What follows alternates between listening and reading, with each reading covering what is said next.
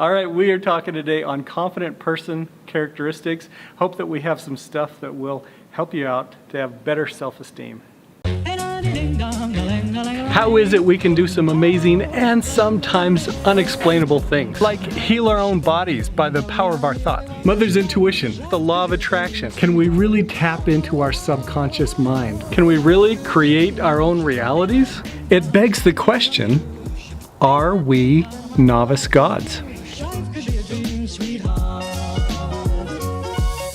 Hey, I have Eric J. LeBaron with me today. He is an expert in confident person characteristics. Okay, not really. We're both learning this stuff, but we have some stuff that we would like to share, to kind of figure out how do you have more self-confidence? How do you boost that? How do you boost your self-esteem, figure out who you are and present yourself as kind of the fullest expression of yourself. So I thought we'd kind of chat about this because we're both on a similar journey of doing things that are uncomfortable to us, such as speaking to a camera.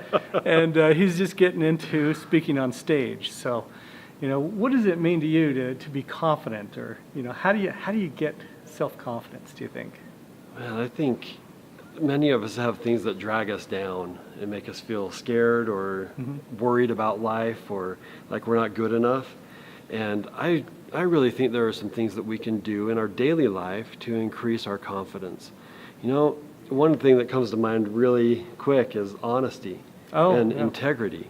Because I know that when my wife a lot of times tells me, there's no way you can lie. Well, that's not true. There were times when I could lie pretty well, but I can't lie now because I've made a decision to tell the truth always. And so with that comes the feeling that nobody's going to come up behind me and say, well, you said this, that was a big fat lie. No, I live my life with purpose now, so that I never have to worry about a white lie in the past that's going to come back and bite me in the future. But you have to try and figure out how to cover up. So I think that's one of the things that's helped me a ton. Now it's interesting that you say that. I interviewed a guy who was a CEO of a big media company. And he talked about kind of his rise, and he had everything. I mean, not only was he wealthy, not only did he have a fantastic job, but his family was amazing. His health was amazing. He had a new Beamer every year. I mean, just in every aspect of life, he just felt like he epitomized success. And one of the great things that he had was he had just this tremendous amount of self-confidence. And he told me his story that when he was young, he had just terrible self-confidence. He felt like he never measured up for his dad. His dad was always never really satisfied with him. He wouldn't show up to his sporting events, and it demoralized this kid. And so he started slacking off, and he missed making the tennis team. And he was a really good tennis player. But he started to think, why am I doing this? What's going on with me? And he kind of was putting on weight and things. And he decided that he was going to start working out every day. And it was like a 30-minute goal or something like that. Well, he got to the end of the week and he found out that he felt fantastic. And not just because he had been exercising, but because he had made a promise to himself and he'd kept it. And it's in making those promises, making those commitments, and then keeping them, he found that he was somebody that he could always trust. And that was kind of the beginning of what changed his life and helped him with, just kind of his self-confidence, his self-esteem, his purpose, his mission, his understanding what his identity was. Yeah, I think that's spot on. Exactly how to develop confidence is making sure that you know who you are by the experiences that you have. I think I've gained confidence by going through hard things. As a kid, I remember us doing a 5-day backpacking trip, and it was incredibly hard. But coming back afterward, we felt like we could conquer anything. Okay. We went through something that was really difficult, and we succeeded, and we lived through it. And those are kind of some of the things that have helped me. I was just thinking, as you were telling that story, that as a teenage kid, there was a time when I allowed myself to kind of slack off from my standards and start using foul language. Yeah. And I was a pretty good cusser. That's not a very thing. That's something I really want to be proud of. He's got it on his resume, by the way. But when I made a decision that I wasn't ever going to do that again, that was before I think I was a junior or a sophomore that year, and I decided I am not going to swear ever again, and I haven't. And that has, put all of those worries that somebody's going to hear me saying a bad word that I don't really want to hear me saying a bad word. Yeah. I don't have to worry about that anymore. When we incorporate true principles, principles that are everlasting and time-honored, I think those bring us really the most confidence. There are people with tricks and tips. Yeah. And there are some things that you do just out of habit to show more confidence.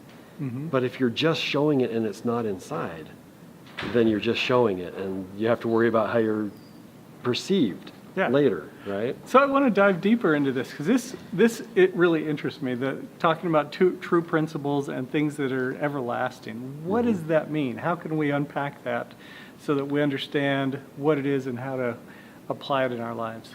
Well, I believe that there are moral black and white principles. Just like if you have a kite in the air and the wind stops blowing, the kite is going to come down because gravity is going to work on it. I feel like the same thing happens with our honesty. Coming back to that one. Yeah. It's a principle of our being that when we lie, people might not be able to read it in us. They might never know that we lied, but we know it, and it does something inside us. That's my belief. I believe that's a principle that'll be everlasting. Honesty brings us a power inside that we can't get another way.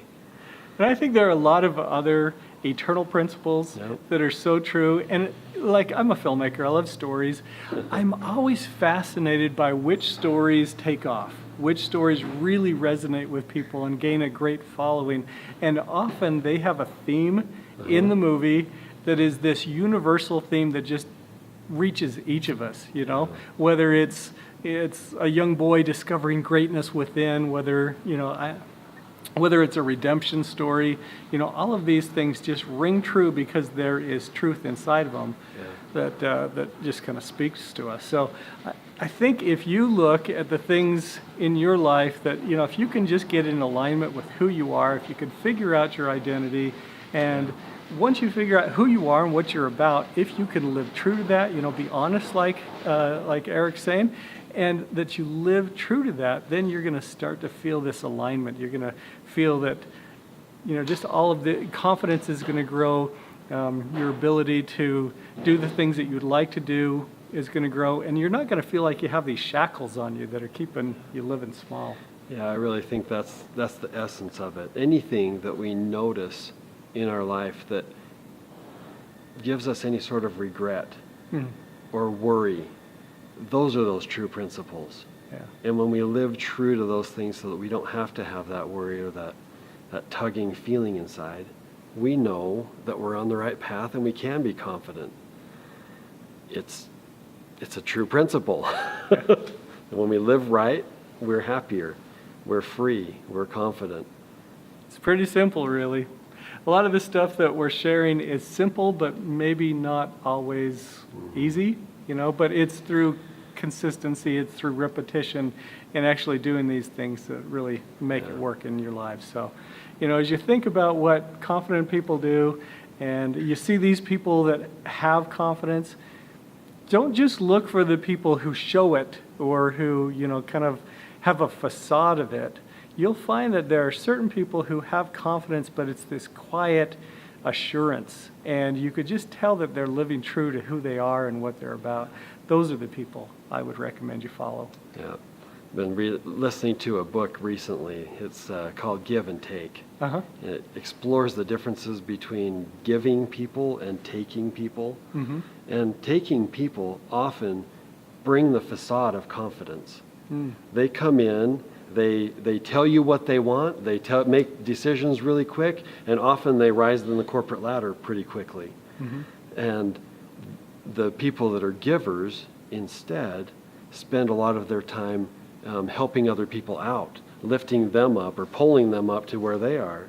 And it turns out that when they study large groups of people, that the takers that rise this corporate ladder, they get to a point where it kind of crumbles often. Oh. Where the people that give, that are truly interested in other people and the right and the wrong of things, and working toward, you know, harmony and bringing people together, in the long run, they rise higher than the people that are taking all the time.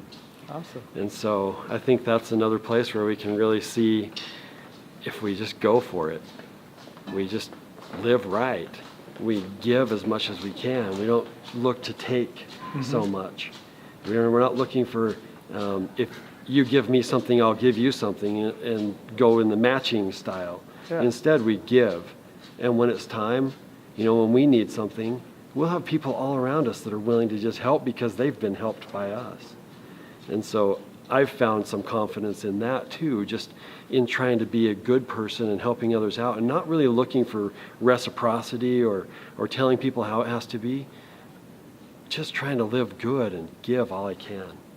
Very cool. Another true eternal principle. So there are some ideas for you on what characteristics you can look for in other people and then start incorporating into your life so that you do have that alignment, so that you do have that peace, and so that you can get that quiet assurance that, you know, that you're living true to who you are. Figure out who you are. Figure out your identity. Take time each day to pause and really kind of dive deep into that, because as you do, you're going to find out that you are tremendously powerful. You have a great purpose, a great mission to do, and I hope that you will share your gifts. Are you looking to make the world a better place? Visit me at scottwilhite.com and sign up to become an Impact Insider. I'll keep you updated on the topics and ideas that may help you become your best, true, full self.